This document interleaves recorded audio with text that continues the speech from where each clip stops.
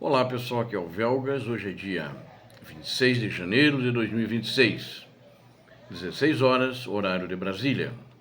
A elite russa prepara o destino de Putin.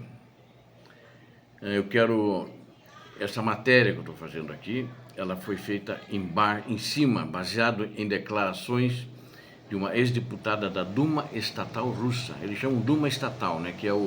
A Duma é o parlamento russo, chama-se Duma.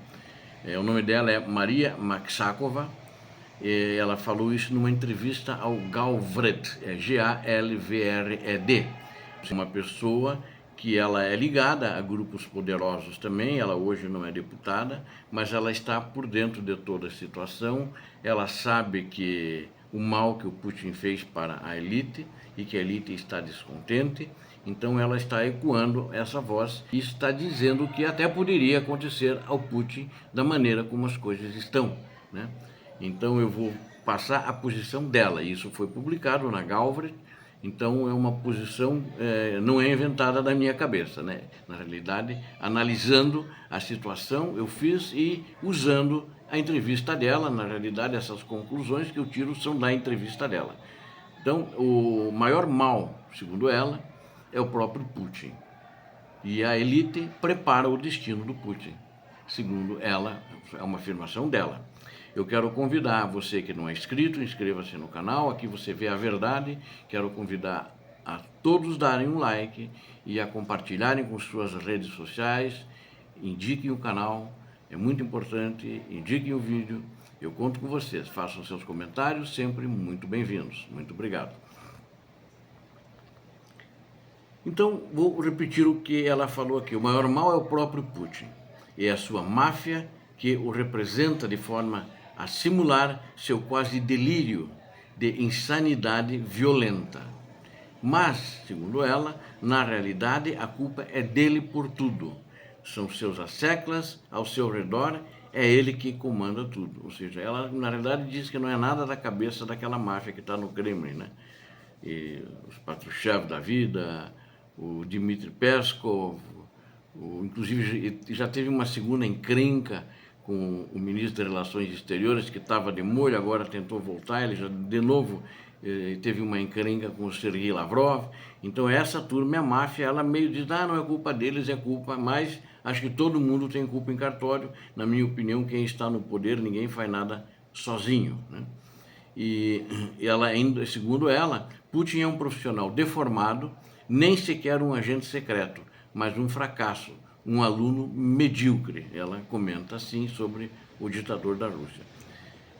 Aí ela diz, será que não existe ninguém inteligente em toda a Rússia?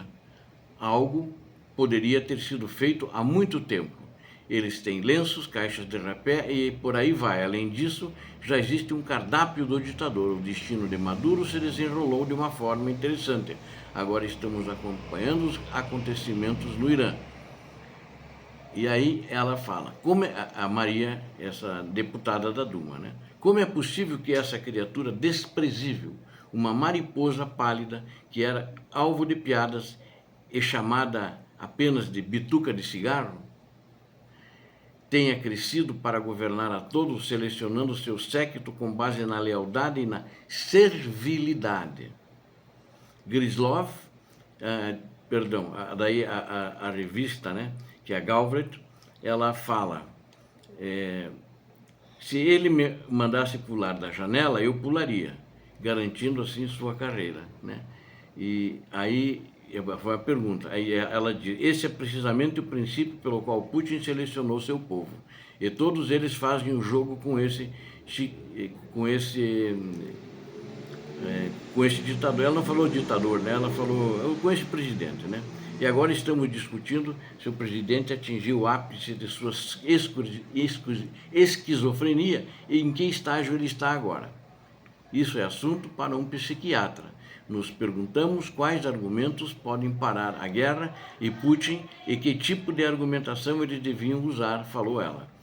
A Maria Maskaskova acrescentou que, acima de tudo, é preciso usar a força bruta. Sempre defendi que a Ucrânia tivesse armamento suficiente, de preferência até mais do que o necessário, com reservas Lutei com todas as minhas forças e recursos para que a Ucrânia solicitasse o programa Lend-Lease, que foi aprovado por uma supermaioria. Naquela época, em 2022, contra a Rússia ainda não havia declarado guerra e as tropas russas ainda não estavam entrincheiradas. Se a Ucrânia estivesse devidamente armada, isso teria sido mais do que suficiente, né? Ela quis dizer mais do que suficiente para dissuadir a Rússia. A Rússia sempre achou que a Ucrânia era fraca, e mesmo porque depois que a Ucrânia entregou as armas nucleares, ninguém se interessou em armar a Ucrânia contra a Rússia. Todo mundo achava, os Estados Unidos da América, lá o Clinton da vida, que participou disso, foi um dos que forçaram a Ucrânia a assinar, e mesmo Obama, né? Nenhum deles se armou, porque a invasão aconteceu em 2014, era sob o mandato de Obama. E ele só mandou cobertores, ele mandou cobertores, e o presidente Poroshenko, na época, um patriota, disse: imagina, não preciso de cobertores, eu quero fuzis. Essa foi a resposta, mas os fuzis não vieram também, Obama ignorou. Embora houvesse uma grande motivação, filas nos escritórios de recrutamento militar, a Ucrânia tinha uma carência dramática de armas. Por quê? E quem estava racionando essas armas eram os aliados. E por que Biden, na época do Biden, eu pergunto, não queria que as armas americanas chegassem à Ucrânia e sempre atrasavam e se tornassem armas de vitória? Apesar de eu achar que o Biden foi muito melhor que o atual presidente americano, que ele forneceu armas, mas muito aquém do necessário. Muito medo da Rússia, do poderio nuclear dela, que sempre foi blefe. Só podemos especular, né? Eu acho que diversas operações ucranianas aconteceram de grande sucesso, mas graças ao esforço ucraniano, graças à capacidade e inteligência ucraniana, como aquele ataque que a Ucrânia fez saindo de caminhões russos que ela alugou na Rússia, sob fachada, e saíram drones e destruíram 42 aviões, quer dizer, 40 aviões estratégicos e 2 aviões de reconhecimento, 2 aviões radares, né? Mas a Ucrânia foi ameaçada com a ideia, né, de que se capturasse toda essa horda desmoralizada, ocorreria uma escalada. E o Biden já ocupava com isso, né? A Europa ainda tem isso na cabeça, levando a um ataque nuclear tático, que o Putin ameaçava com um ataque nuclear tático. No entanto, os danos que Putin está infligindo hoje para a Ucrânia já são proporcionais às prováveis consequências do uso de armas nucleares táticas, principalmente pelos seus ataques contra o sistema de energia da Ucrânia, que tirou a luz, tirou o aquecimento do povo ucraniano, e contra os ataques contra residências de civis, né? Pessoas que, a maioria das vezes, não tinham uma arma dentro de casa, civis, inocentes, gente de paz. Então, a Europa tinha medo, e agora o russo viu que nada aconteceu, e ele faz, então, o que ele quer. Parece-me que quando Putin continuar sua agressão esquizofrênica com armas convencionais, os signatários do memorando de Budapeste ainda terão margem de mobilizar, mas não existe isso. Eles não estão intercedendo pela Ucrânia como deveriam. O Ocidente, né? A Europa deveria interceder mais. Já deveriam há muito tempo atrás ter feito isso, mas se Putin usar armas não convencionais, a necessidade de aderir ao memorando de Budapeste aumentaria. Então, os países signatários que possuem armas nucleares seriam obrigados a fornecer muito mais assistência à Ucrânia, até mesmo a ponto de retaliar, né?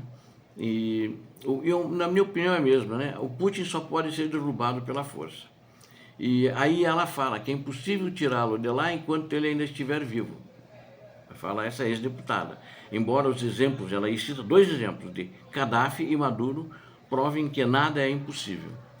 Ela foi até violenta ao falar no Gaddafi, né? Porque o Gaddafi foi tirado de uma forma, ele foi morto, né? Foi empalado, que é um negócio horrível, terrível, né?